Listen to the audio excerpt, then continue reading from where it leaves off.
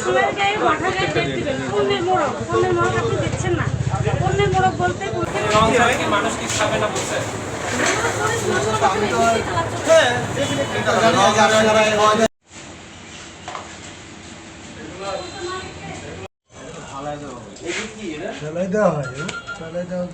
আপনারা করেন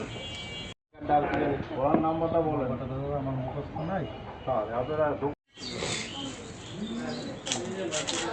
সামনে নিয়ে একবার ছবি নিয়ে আসে।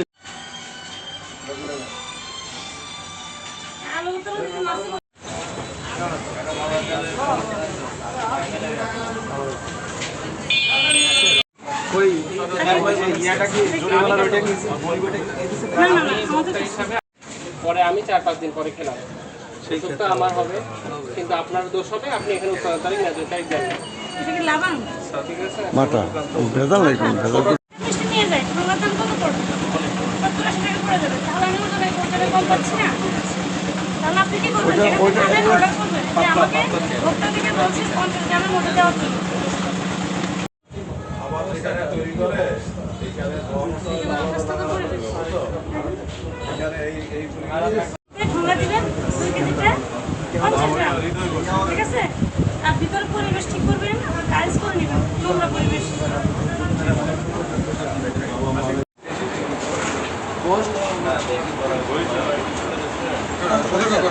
আমরা একটা অভিযান পরিচালনা করছি। আমাদের সাথে আছে জাতীয় ভোক্তা অধিকার সংরক্ষণ অধিদপ্তরের 2 জন সহকারী পরিচালক আর নিরাপদ খাদ্য কর্তৃপক্ষের প্রতিনিধি আছেন। আমরা এখন আছি ঘড়িসার বাজার, নড়িয়া উপজেলার একটি বাজারে।